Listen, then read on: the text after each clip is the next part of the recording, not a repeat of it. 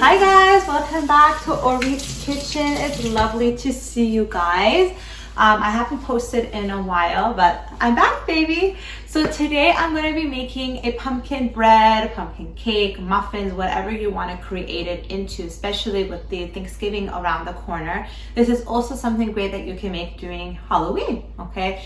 Totally kid friendly. You can make it with your kids. Great to take out a potluck. So let's get started. Oh, and by the way, guys, remember, I'm not a professional cook. I'm just a mom, and I'm just showing you all the different things that I make at home. Don't forget to subscribe on my YouTube channel. Find me on Instagram under Orit's Kitchen, and don't forget to like this video, okay? And check out my other videos, okay? I also have a lot of other Thanksgiving videos there, mashed potatoes as well, and some other yummy things there too. So let's get started, okay? So I got my little cheat sheet here. I found this on some random website. I made it and it was so good, okay? So first thing we're going to be doing here is I got my mixer here. Gabby, why don't you zoom on to the name of the mixer I'm using? This spins great, guys. So far, so good. I got it on Amazon, okay? So the first thing I'm going to be doing, I'm going to be putting two medium large eggs in there. Okay, very simple, not too complicated. And I'm gonna go ahead and get this started to mix. And as this is mixing, guys, I'm also going to be getting 1.5 cups of sugar.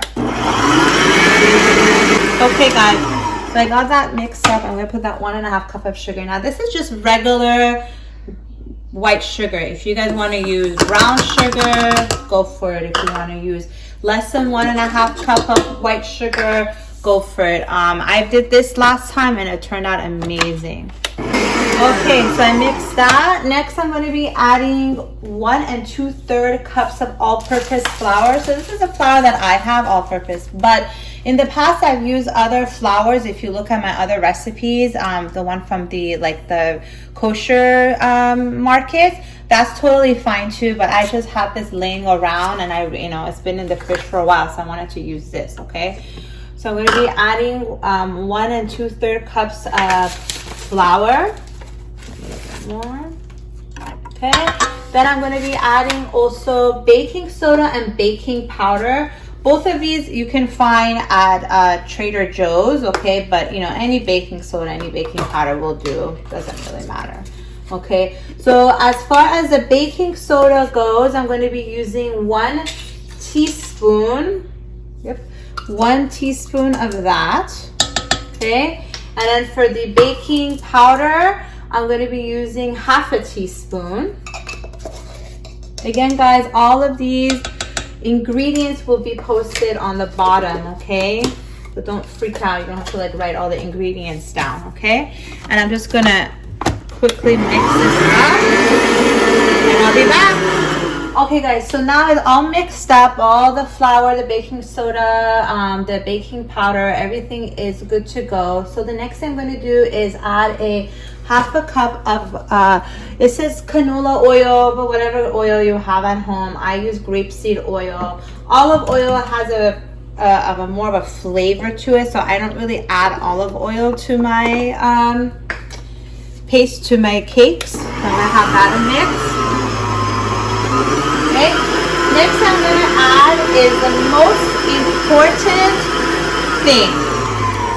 This right here, pumpkin puree. This one I got from Ralph's. They have them everywhere at Trader Joe's, at Whole Foods. The last batch I made, I got the can from Whole Foods. So any pumpkin puree, 1 can is enough, which is 15 ounces, right? 15 ounces, okay? So you're gonna need the whole can.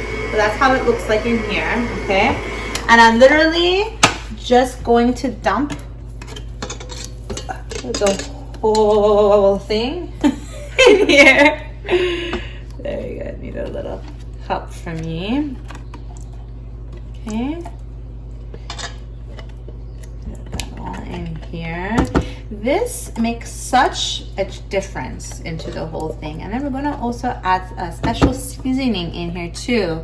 So if you guys have Starbucks and you have the pumpkin spice from the Starbucks this holiday season, it's the flavor is really just like that. Okay, so I'm gonna give that a mix. You know, you gotta get your spatula here and just make sure you get all the edges here, because sometimes it gets stuck on the side. So you just gotta make sure that it gets properly mixed. I'm gonna just add some salt in here, about 3/4 teaspoon. Okay, then the last thing that's very, very important is this one. This is, you have to look for pumpkin spice. This one I bought from Vaughn's, okay? They have it everywhere. You gotta just make sure that it says pumpkin pie spice, okay? And when you open it, wow, it smells amazing. It really gives that whole fall smell feeling, okay? And again, this is what I think they use at Starbucks, so hint, hint, okay? So I'm gonna be getting this pumpkin spice. Now this one comes with a bunch of stuff in it, right? It has the cinnamon, the nutmeg, the ginger, the clove. So you don't need to add anything else in here. Everything's in here, okay? All ready for you. So I'm gonna be adding about 1/2 teaspoon of this, okay? 1/2 teaspoon, there we go. Okay, so you can incorporate more, but it's a very, very strong flavor, okay? Yeah, and then I'm just gonna have that all mixed up again. I'll be right back. So Gabby, go ahead and zoom in here for me. And voila, guys, it's all nice and mixed up. Now, you guys can totally put some pieces of walnuts in there, totally put some raisins in there.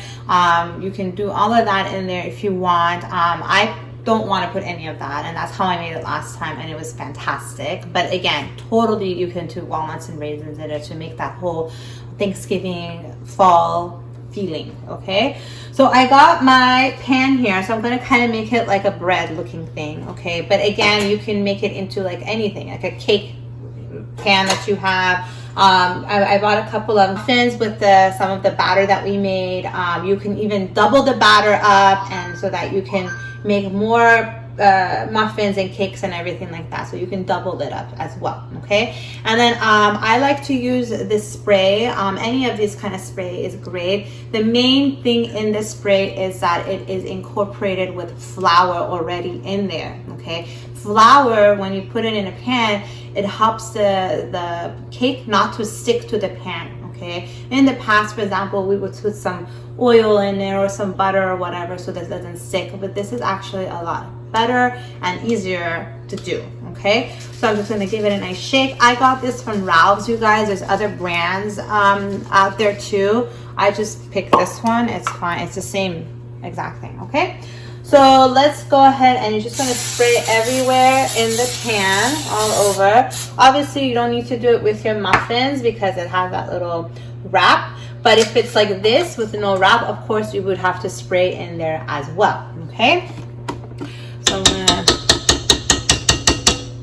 get this going.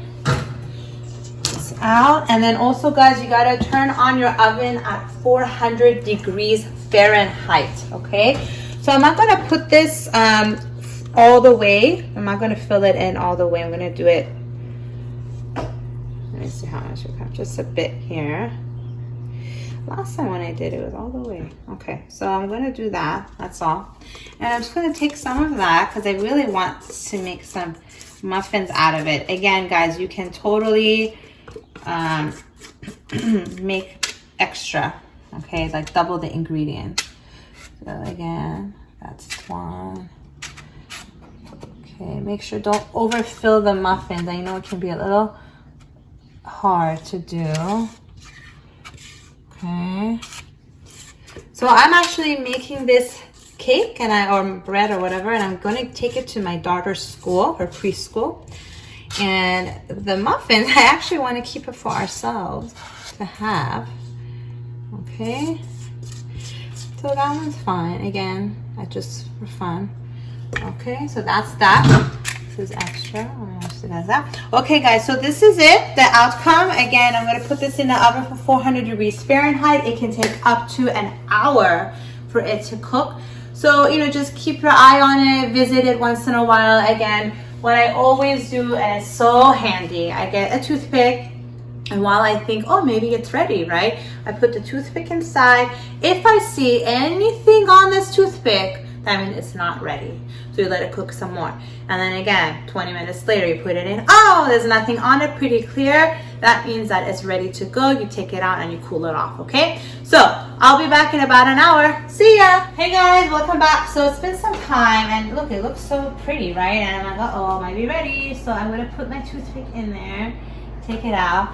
I don't know if you can zoom in, but there's some stuff around it. So that means it's not ready, okay? So I'm gonna put that in again, and then I'm just gonna take my cupcake out here too. I'm gonna give that a twirl. So I'm just gonna turn this toothpick over with a cleaner side.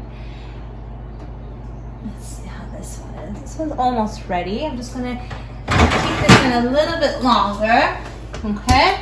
And I'll be back. Come back. Ta-da! So this is the bread cake, whatever you want to make it. This is what I made in that pan, okay? I sprinkled some powdered sugar in there, totally optional. So this is my cake, okay? And then this is my cupcakes, okay? Again, this is just for us at home.